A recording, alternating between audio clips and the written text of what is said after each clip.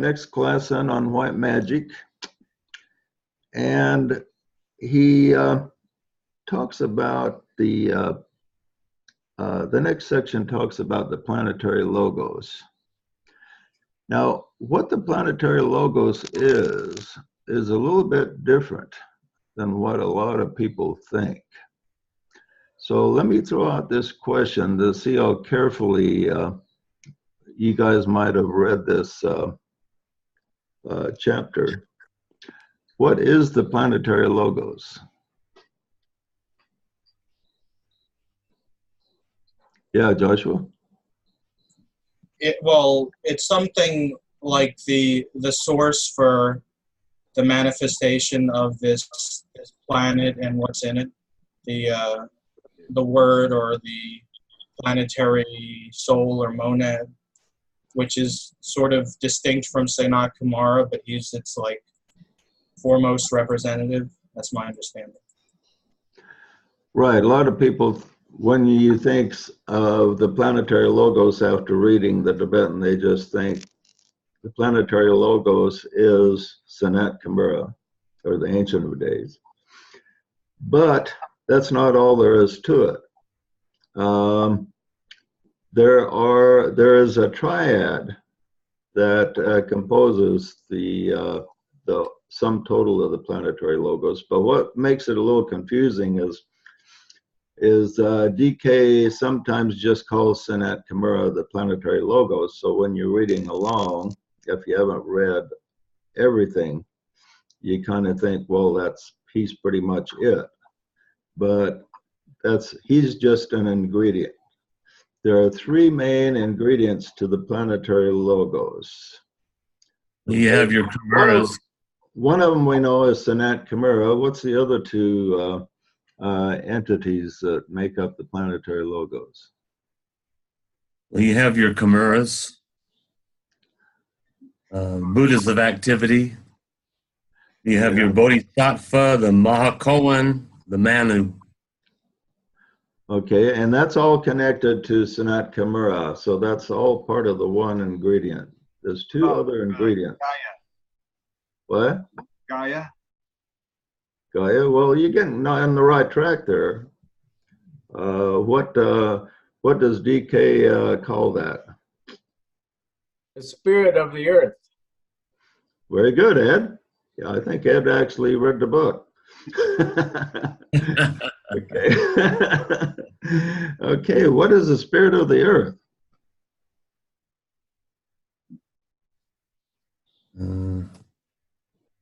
I'll take a shot if nobody else does. Oh, okay. It's basically like the composition of all sorts of lower life forms in the planet. I don't think it includes humanity, but I think it includes like maybe the devas and elementals and like the planet's astral body or something like that. That's part of it, but you have two ingredients connected with the earth. One is called the spirit of the earth, and the other is called the planetary entity. Anybody know the difference between these two?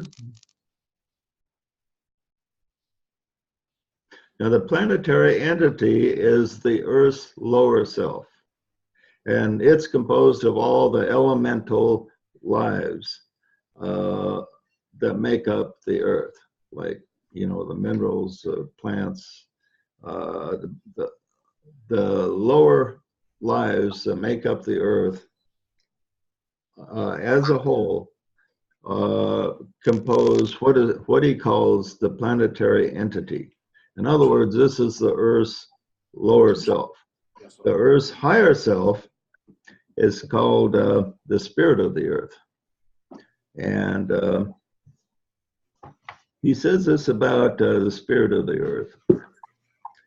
He says the planetary spirit is a being who ages ago passed through the state of consciousness we call the human state.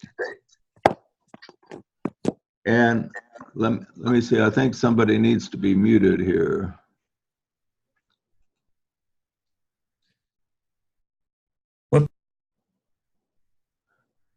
Okay, let me see, I'm getting some feedback here. Unmute.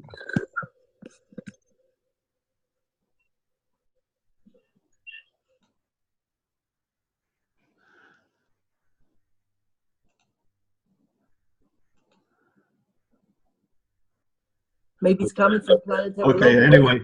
anyway, yeah, I was getting some feedback there, so I wanted to make sure the recording was going to be okay. Okay, the planetary spirit is a being who ages ago passed through the state of consciousness, which we call human, and has left it far behind. He has an origin which lies outside the solar system altogether. His life is focused in the planet. His consciousness lies in realms beyond the concept of the highest adept in our planetary hierarchy. So he's way beyond the consciousness of even the masters, so to speak. So this is the highest part of the planetary logos, is what he calls the planetary spirit. And so it's the Earth's higher self. And Sanat Kamara is high enough in consciousness to be in contact with him. So he's like the representative of the planetary spirit. So he can kind of contact him and work with manifesting his will. Okay, there's a third ingredient, a third entity that composes the logos. Any idea who that would be? Wasn't that 3 already? No, we have the lower self isn't part of the logos. Okay, the planetary entity is not part of the planetary logos. It's like the lower self. It's just like your lower self isn't part of the kingdom of the soul yet, you know. Okay, so we have 2 things so far: the Ancient of Days, Sanat Kamara, and we have the spirit of the earth. And then there's a third. There's always a triad. Wherever you look, everything is built of 3. Okay. You mean like the planetary hierarchy, that he's Yeah. working under, the different positions assigned from Sanat Kamara? Like actually, it's something a little bit different than you might anticipate. humanity? No, he says this third ingredient. Okay, let me see if anyone has the answer yet before I give it. Anybody got a clue what it might be? I don't think this is it, but faux hat. No. Okay, he says it's a nameless one, a person that has not been named. Now, that's not the great entity that's over a bunch of constellations, but it's a very high spirit, and it has a different mission than Sanat Kamara. Sanat Kamara operates in the 3 worlds: the physical, etheric, the astral, and the mental. Okay, he's over those. Now, the higher part, the formless worlds, is another entity that's over those. And the Tibetan says this person has not been named. So they don't talk about him much because his consciousness and work pertains to like the far future and a higher consciousness that we don't even access. But it's connected to the whole entity, which is the earth itself. So Sanat Kamara is actually over the lower parts of the work of the logos, and this nameless one is over the higher parts. And it's one that a lot of people, even astute students, are not even aware this entity exists as a part of the planetary logos. So is he like the highest aspect, the Nameless One? Yeah, like over the Atmic Buddha, monad of the earth type thing he's in connection with. Okay. This is mentioned on Initiation Human and Solar, page 92. He gives a little bit more detail on this entity, if you want to look him up. Okay, so we have those four beings. We have the Ancient of Days, the Nameless One, and the Spirit of the Earth, making the totality of the Planetary Logos. And then the lower self is the planetary entity.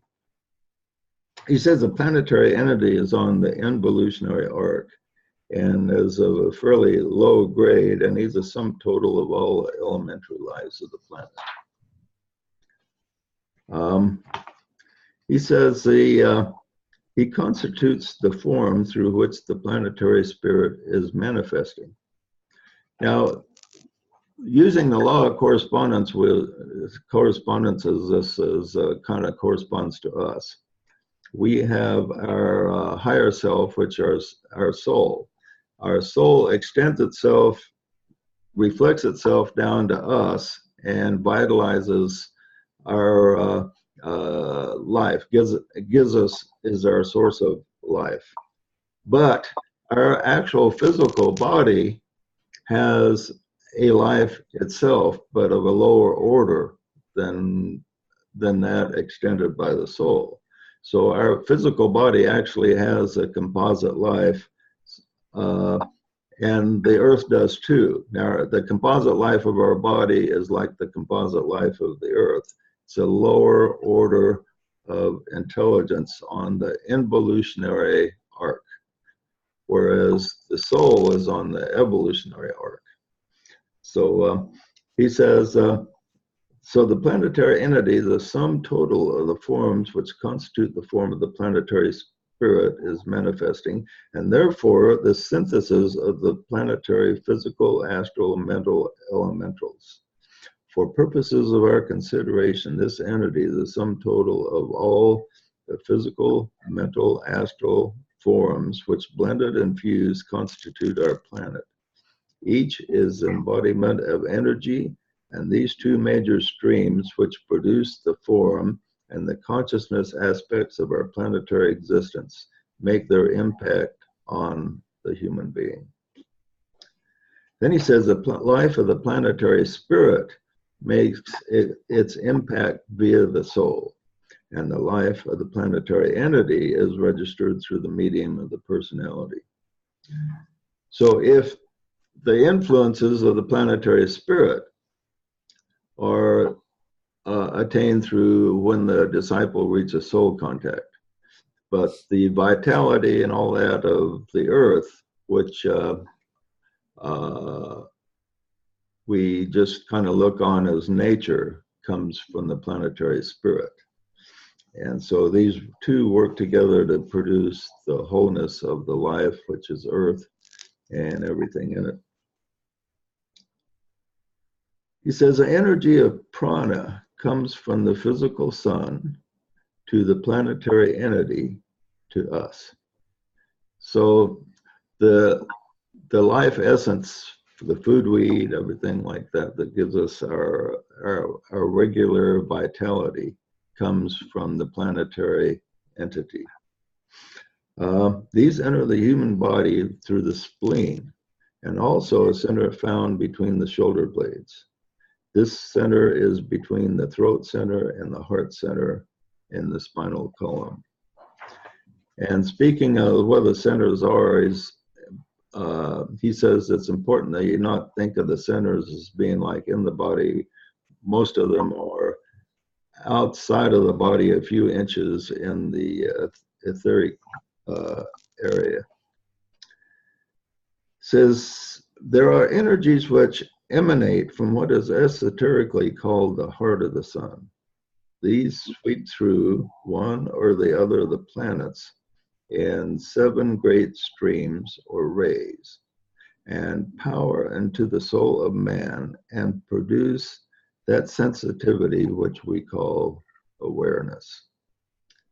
So we owe our awareness to the interplay of all these energies that's circulating about us, gives us our consciousness and awareness in this world.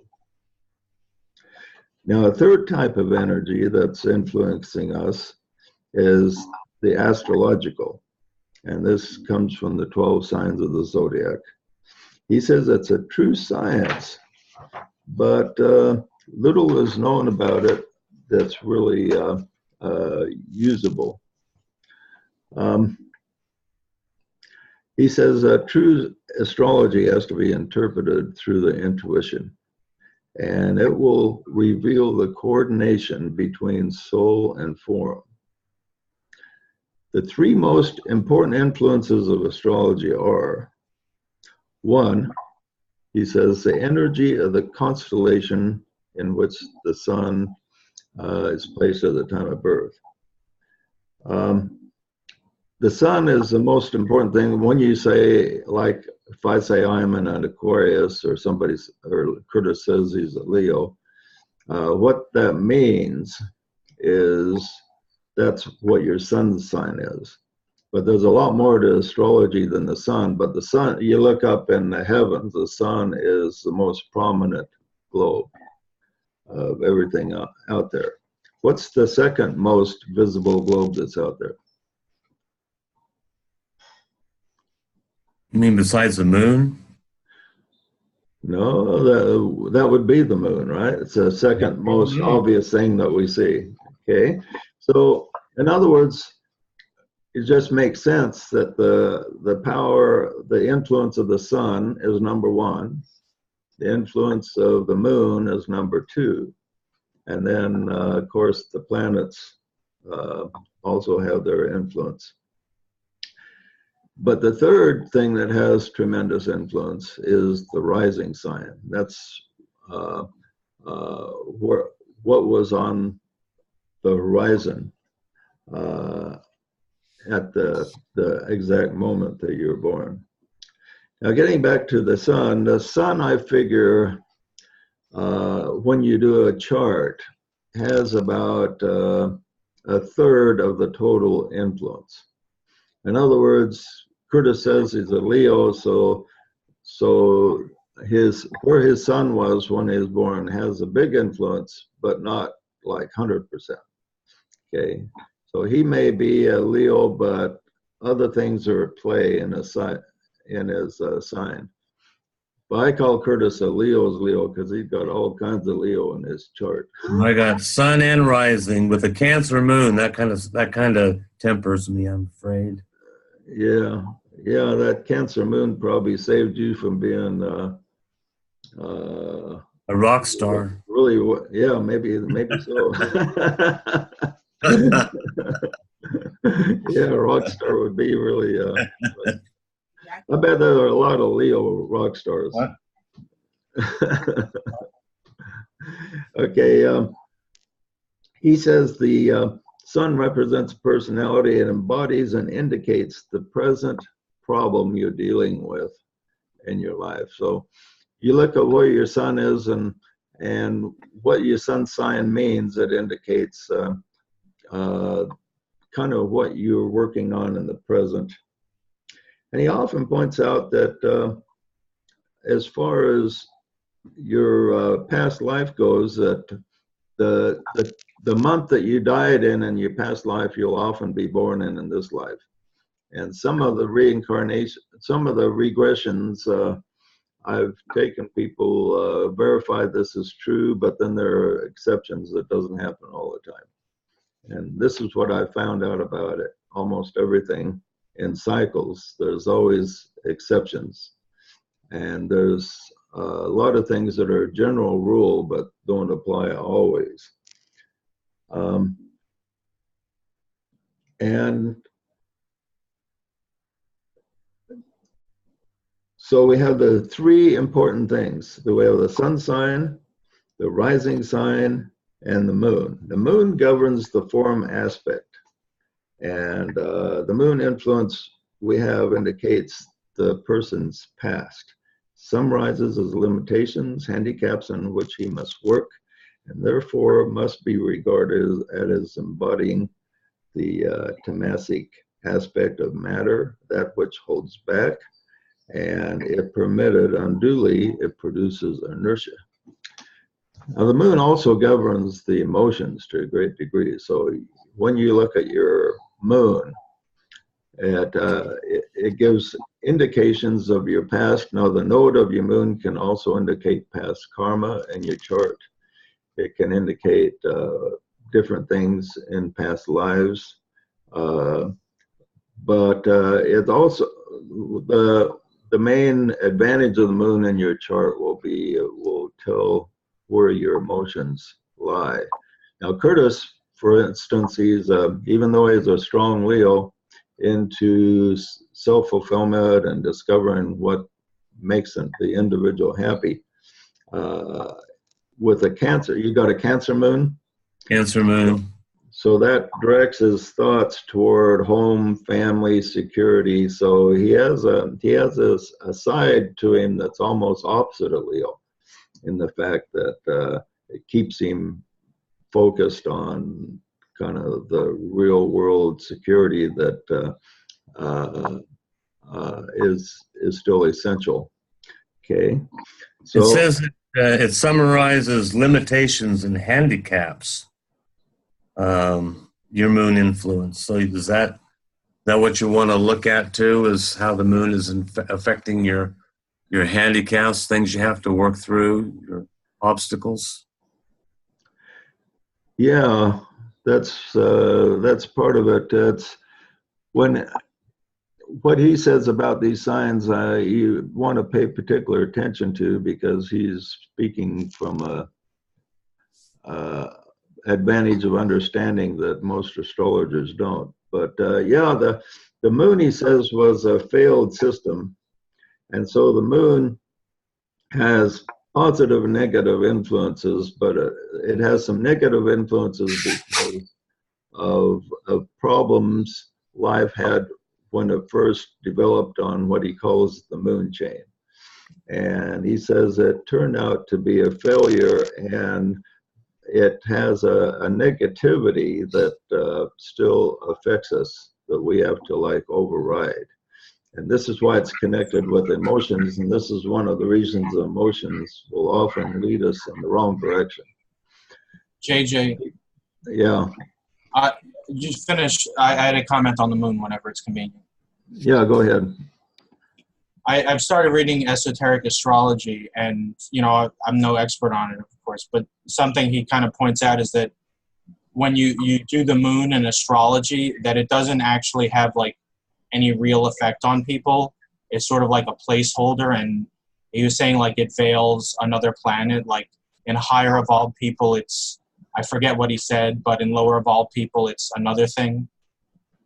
You know what I'm talking about? Yeah, well, all the planets have a effect on the soul and the personality. So you have esoteric rulers and kind of the standard rulers. So I think that might be what he was talking about. And sometimes the moon will veil a hidden planet. So so sometimes when he talks about the moon, he's really talking about something that's veiled. So it's quite complicated. Mars and Vulcan, or possibly Mercury, that it was connected with. I don't remember. Yeah. Okay. Now the third great influence is the rising sign. Does anyone here know what the rising sign is? I do, JJ. Okay, Relina, what's your rising sign? Aries. Aries. But it's also okay. my moon sign. Okay, and what's your sun sign? Cancer. Okay, you got Aries as your moon sign. And rising sign. And your rising sign, that's interesting. Okay, your rising sign shows, indicates the main thing that you have to learn in this life. Okay, so if you're one sign, if you're, what'd you say your sun sign is? Cancer. Cancer. Cancer? Okay. So Cancer governs the home, the emotions, security. The Cancer is symbolized by the crab, and the crab kind of just reaches out from its inner world and kind of feels out there a little bit and wants to understand the world of feeling that's out there, but he seeks for security because he's got this shell around him. Okay, now Aries is just the opposite. Aries is really gutsy. I mean, they're willing to go where angels fear to tread. So you are born with a natural sense of desiring security, but then your soul will keep pushing you to explore beyond your comfort level. Have you found that throughout your life, that you've been pushed outside of your comfort level? Oh, yeah. Yeah, okay. And have you found it's produced quite a bit of growth? Yeah. I hope Yeah, so. if you accepted it. Now, sometimes, a lot of times, we resist our mission in life. It's a natural tendency of us to resist that thing that we're supposed to learn above everything else. Okay, our main thing that we have to learn is things that we've dragged our feet on in past lives. Okay, so we're born into this life, and the sun sign tells us where our kind of comfort zone is, where we're basically living in the present. And our rising sign tells us where we have to go. And usually by the age of 28, the person will know whether or not he's hit his first milestone of learning. Now think, Relina, when you're about 28, about that age, did you reach a point to where you had been pushed into outside of your comfort zone a number of times and learned quite a few lessons from it? Yeah. Does that register with you? Yeah, that's probably when I really started investigating what I'd been taught in the LDS Church more deeply and questioning it more seriously. Okay, so Relina gives us an indication here that she has been successful at using the energies of her rising sign. Okay, so the fact that she's here right now and involved in these things when she started out in the comfort of a church that told her, had all the answers, shows that she's progressing. She's probably, I would guess she's progressing just pretty much the way her soul planned her life to be. That would be my guess. But my earbud fell out here. Okay, so what you want to look at is your rising sign, and to know your rising sign, you have to know the hour of your birth. The closer you get it, the better. Now, my rising sign was Gemini, and that governs learning and speech and education. Communication. Right, communication. And I had a problem with speech. My mom said that until I was about 4 years old, all I did was grunt. If I wanted something, I just made sounds. I didn't learn to speak very good when I was young. I didn't have any friends pretty much. We lived in the middle of nowhere, and I just spent time with my dog most of the time. And then when I went to school, I had a speech defect. I couldn't say my R's. And instead of car, I said call, you know. A little bit like that guy on The Big Bang Theory, you know, the one that talks kind of odd. I talk kind of like him. He still doesn't say his R's right on The Big Bang Theory there, if you recall. So anyway, I started off with not being able to communicate very well, and so I have been pushed into avenues where I've been forced to learn to communicate my thoughts much better than I started out at. So, and by the age of 28, I'd made quite a bit of progress in that area, so that hopefully I'm on the right track. So what you want to do is you want to look at your rising sign, and this will give you a clue as to what you're supposed to be learning in life, and then go back to when you're 28 and see if that's kind of a marker for your progress in life. Okay, any comments or questions before we move on from that? That was right when I got excommunicated from the Mormon church. I was 27, 28. Shifted Yeah. my life direction. Yeah, unfortunately, we don't know the exact hour of Curtis's birth, so we can't figure out his rising sign for sure. Yeah, I do. I figure it's 6 o'clock. It's a so my sun sign is Leo, and my rising sign is Leo. Yeah, we kind of guessed, interpolated that your rising sign was probably Leo. Since you got I found a baby book it's written in. Oh, you did find it? Yeah. So you know for sure? Pretty much. 5 something, right around 6. 6 Yeah, o'clock. you know, that's what we were guessing, and it looks like we guessed right. Yeah. We're good guessers, that's for sure. He says the only horoscope which is basically and almost infallibly correct is that kind of the average human. The average, he says there's to produce a horoscope on an advanced human or a spiritually minded human is very difficult, because the average human will respond to astrological energies, and he just like goes with the flow. And you can tell this go with the flow with the average person in the fact that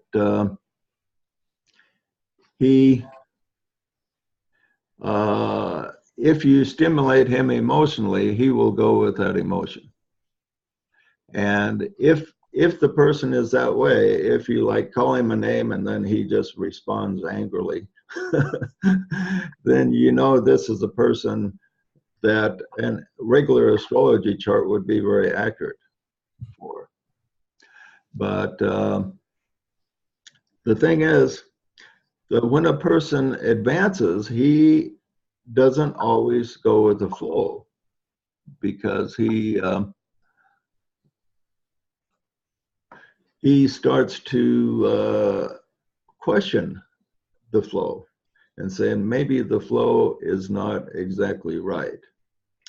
So with a regular astrology chart, it's amazingly accurate for average people, but it's more difficult to read the spiritually minded person, because maybe you reach a point in the chart where Saturn's supposed to have certain influences on him, and maybe he didn't go with that influence. Maybe he listened to his soul, and his soul had something else for him. And so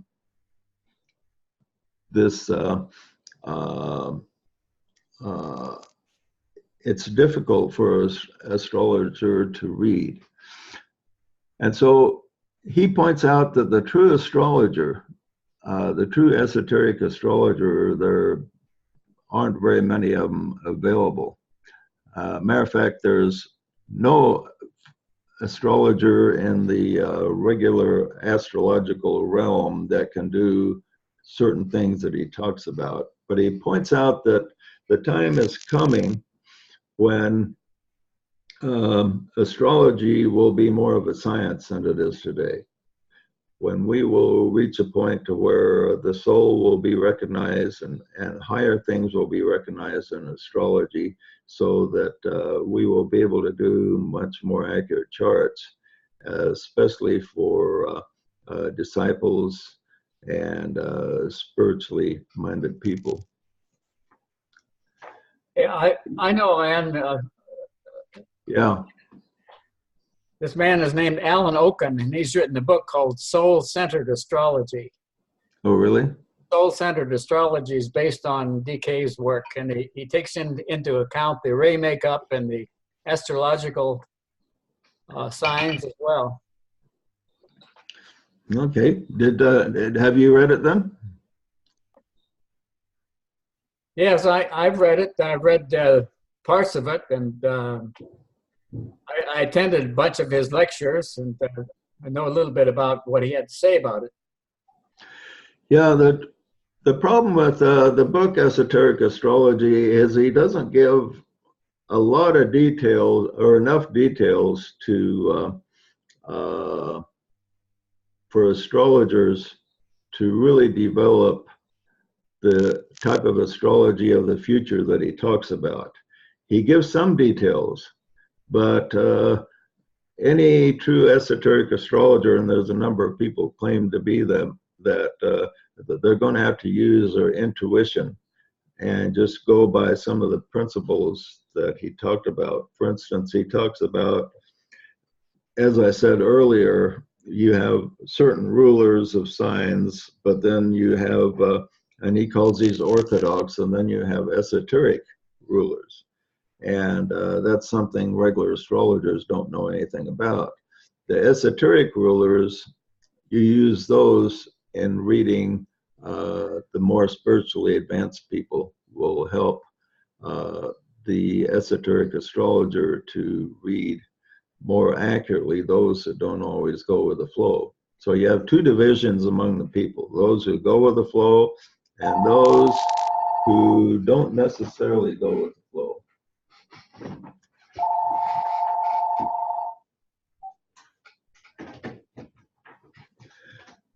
Okay. God's calling. Will you answer?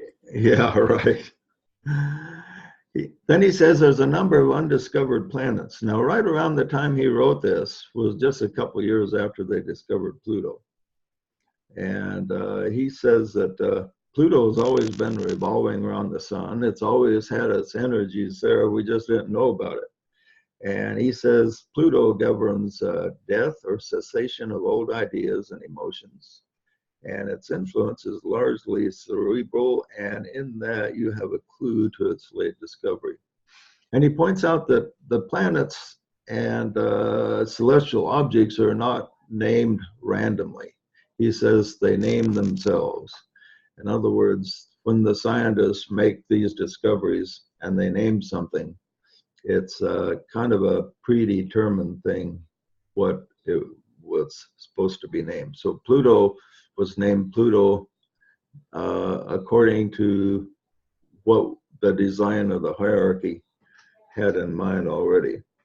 And he points out there's undiscovered planets. There are a number of undiscovered planets, and Pluto is the first of several that will be discovered, he said. Now, this has already happened. We've discovered beyond the orbit of Pluto a planet, a planetoid that's bigger than Pluto. And I can't remember the name of it, but it's quite a ways out there. And scientists are also about close to 100% sure there's a giant planet beyond Pluto. They think it's really far out there, and they think it's about the size of Neptune. In other words, quite a bit larger than our planet Earth. And it's circulating kind of an oblong orbit several times farther out than Pluto. It's so far out that it will be very hard to detect with telescopes, even if we shine right on it, because the light of the sun doesn't light it up very much. So, but there's quite a number of scientists searching for this. They think they will eventually find it. They've kind of got a spot of space isolated where they think it is. And the way that they've determined this is by its gravitational influence on several objects that's orbiting beyond the orbit of Pluto, that they find their orbits are just a little bit unpredictable, as if they're being influenced by some planet out there. So Scientists are pretty sure there is a major planet beyond the orbit of Pluto. Okay, then in addition, there are... Is that the planet? What's that? As I say, is that the planet they're calling Planet X or Nibiru? It comes around every so many hundreds of thousands of years or something. No, that wouldn't be Nibiru. Nibiru would be bigger than that, and I doubt if it would be Nibiru. Nibiru, they think, is actually, they think it's kind of a twin to the sun, but a very small red dwarf or something. And so whether or not Nibiru exists is questionable. But there's all kinds of predictions that Nibiru is supposed to show up. Matter of fact, back in when I first started teaching on the keys, I had a lady that was very enthused about everything I was doing, and she was really thought everything I taught was great. And then she asked me, "Are you going to warn everybody about Nibiru coming in 1990 or around 2000 or whatever?" And I says, "Well, Nibiru won't be coming then." And she was very offended because she thought I should be warning everybody that Nibiru was going to be coming right about the year 2000. And so she quit the group. But when Nibiru didn't show up, she didn't rejoin. So I never heard of her again. But anyway, whether or not Nibiru is real, I'm not really sure on this, but there is a lot of evidence there is a Neptune-sized planet beyond the orbit of Pluto, and he points out there's several. So there's quite possible more than one beyond the orbit of Pluto. Okay, then we have invisible planets in the etheric. Made of etheric matter that are invisible to us, but will materialize in the physical in the far future. And these also have an influence. So we have a lot of planetary influences that regular astrologers don't have access to, that we can, so any astrological chart is cannot be entirely accurate, but it can be surprisingly point out some interesting details. I studied astrology for a period of time and actually thought of doing it professionally. And when I read charts, you know, I come pretty close a couple times. Joshua points out here that Vulcan, the planet Vulcan, he thinks that's in the etheric. The Tibetan isn't clear on that. He talks about it like it's a physical planet, and then he also says some things that indicates it could be in the etheric, but we haven't been able to find it. It's supposed to be a planet that's within the orbit of Mercury, that's closer to the sun than Mercury, but scientists have never been able to find that. However, in the 1800s, there were a number of astronomers that claimed to actually spotted it with their telescope. So maybe they were able to see the etheric image or something. Who knows? Okay. When you were talking about the moon's influence on our astrology, I got sort of an image in my head of the feathers on the back end of an arrow. And it looks like a drogue shoot effect. Is that sort of what the moon's influence is? It keeps us heading in the right direction by its drag. Oh, yeah, that's kind of interesting thought. Did that thought just came to your mind like it was a message or what? Yeah, like well, picture kind of in my mind of the feathers on the back of the arrow were having the same sort of influence as the moon's influence on our astrology. Yeah, the moon governs the emotions and also our form nature. And the influence of the moon is in strong connection with the elements that make up your body. So, you know, the feathers on an arrow are the part of the form of the arrow that does give it guidance. So, you know, our physical cells do guide us in this life as to through the experience that we're going to have. I like that, Rick. That was a good image. That's interesting. I think in pictures. He says the horoscope of the fourth kingdom in nature, which is the human, will eventually be cast. Now, horoscopes can not only be cast for humans, but for other things, like people have cast the horoscope of the United States or different countries based on when they were formed. For instance, the United States was started officially July 4th, 1776. But he says the Earth itself, or the Earth itself, could have a horoscope. He says no one has ever casted this, not even the masters have cast the horoscope of the Earth. Very complicated. But the horoscope of humanity itself had a beginning.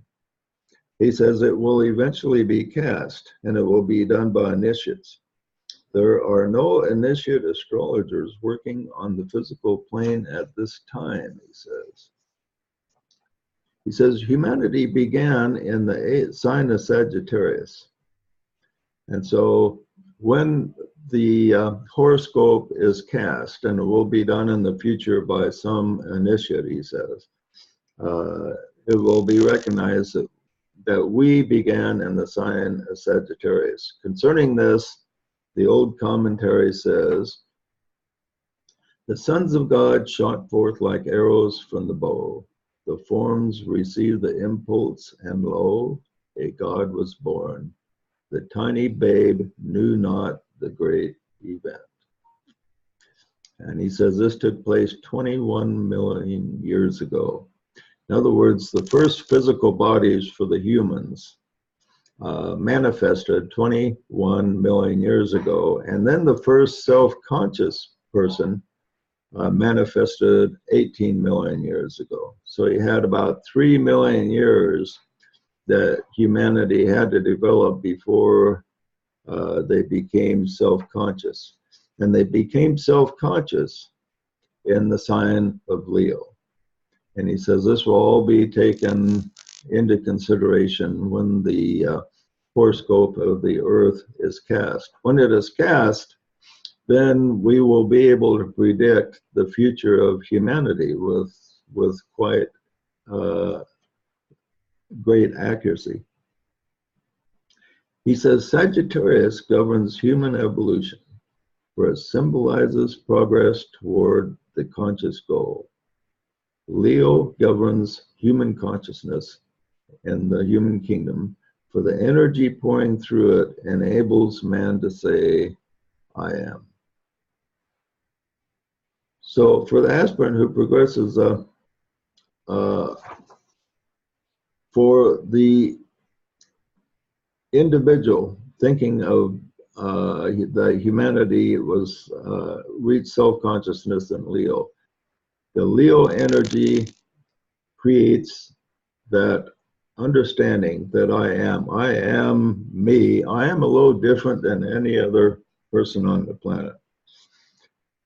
Now, there's other energies where we, in the soul, where we see oneness, but before we can see oneness and really appreciate it, we have to go through the separativeness where we say, I am totally unique person, I am totally different than anyone else.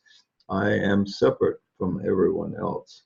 So we have to have that separation so we can come and learn in this field of experience, and before we can appreciate the oneness we will eventually have when we reunite with the soul. Okay, we reached pretty much the end of our time. Any comments or questions? Are we talking about this humanity in this Manvantara?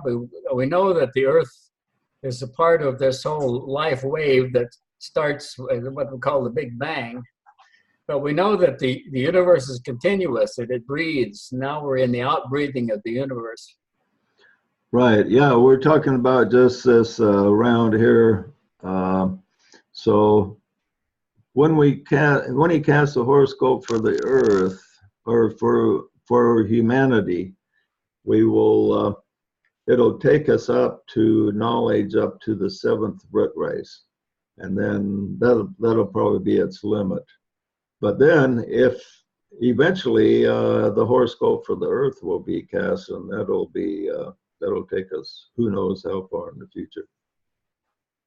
Okay, then he goes through, he ends with giving key phrases for each one of the signs. And each one of the signs has a key phrase for the personality and also the soul level that applies to disciples and initiates. Don't have time to go over those, but they end. You might read over them at the end of Rule 10. And then we will begin Rule 11 next week. Finally, we're graduating. Okay, any comments or questions before we wrap it up? Well, I was born in the Pisces rising with Aquarius as Pisces sun sign and Aquarius rising. So I've always felt that I'm right in line with humanity because humanity is going from Pisces to the Aquarian age. So I'm riding the cusp of the wave. Yeah, that's an interesting way to look at it.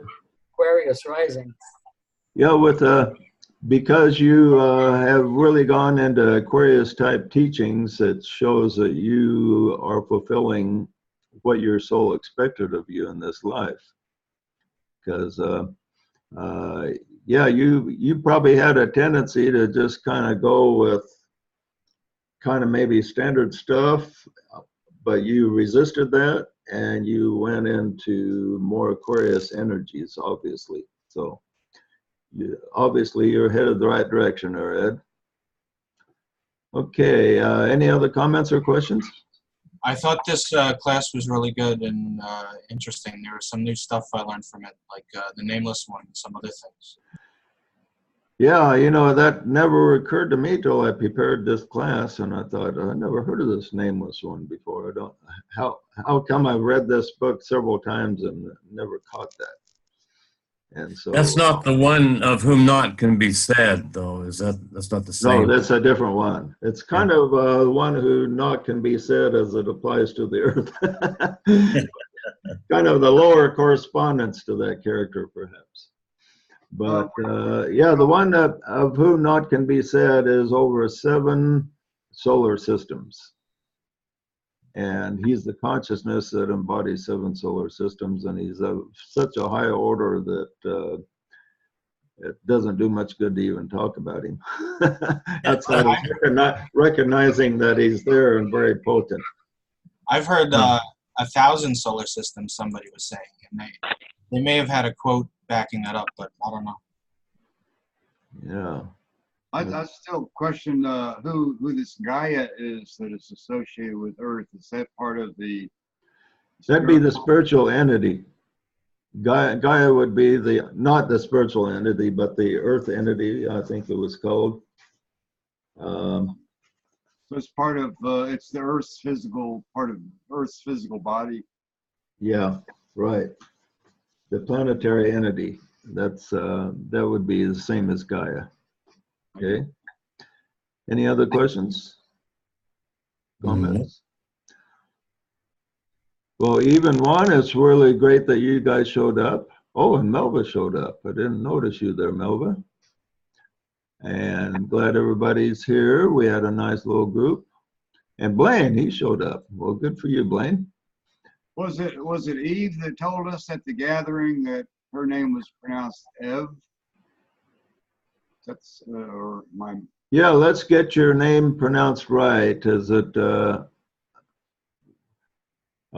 going to call, instead of Jan, he likes to be called Juan, John. right? Right? Okay. No, no. and- Okay, so I'm gonna get this straight. Wait. Okay, so name Jan in Polish language is just John, like Giovanni in Italian. So, but we pronounce John in Polish Jan. Jan. Jan, okay. Shall we call him, Yeah, but you. shall yeah, we call him Jan. Jan? And you are Eva? Is I'm that Eva how you, or Eva. Yes, the same thing. Like Eva, it's Eva in Polish language. That's Eve in English. So but you can call me Eva, Eva. But in Poland, Okay. we pronounce the name Eva. okay, Eva is easy to remember. Is that okay? Exactly. So no problem. Yeah. Okay, well, great. Really glad you're here. Okay, any other comments or questions? Yeah, see you in a half hour, Ed. Okay. Okay, we'll see you next week. Will be 2 p.m. Mountain Daylight Time. And until then, have a good week, everybody.